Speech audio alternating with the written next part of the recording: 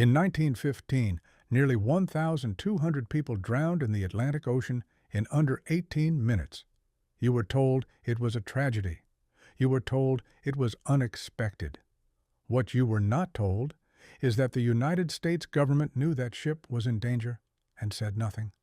A German submarine fired on a British passenger ship called the Lusitania.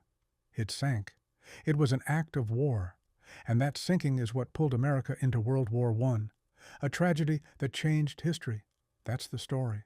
But here is the question no one ever asked. Why was that ship in those waters at all, on that exact route, on that exact day, when the United States government had already received warnings that German submarines were patrolling that very area? This is not a theory. This is in the documented record. Germany had actually placed warning advertisements in American newspapers, including the New York Times, the very morning passengers boarded that ship, warning them not to sail.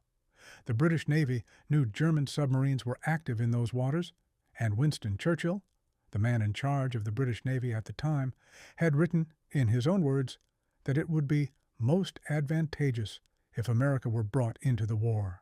The ship was carrying over 4 million rounds of ammunition in its cargo hold. It was not just a passenger ship, it was a weapons delivery, and the people on board, 128 of them Americans, many of them elderly, many of them families, they did not know that. Here is where the story gets quiet in a way that should bother you. The British government sealed the files related to the Lusitania's final voyage, sealed them for decades. When those files were finally opened, long after most of the people who lived through that era were gone, they confirmed what the official story had always left out. If this was simply a wartime tragedy, why did it take that long to let the public see the paperwork? And here is what I need you to understand. This was not the only time.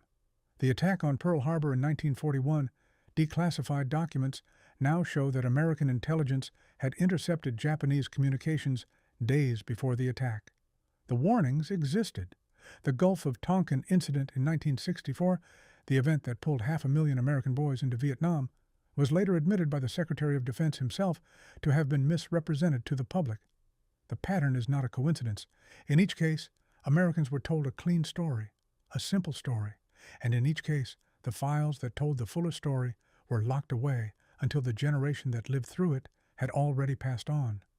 I am not here to tell you who made these decisions or why. I am not here to tell you what to think, but I want to ask you something, and I want you to really sit with it. If you were on that ship, if your father was on that ship, if your grandfather came home from a war that started because of what happened that day, would you want to know the full story, or would you be comfortable with the version they decided to give you? 1,198 people went into the water that day in 1915. The files were sealed, the war began, and for the next 100 years, we called it an accident.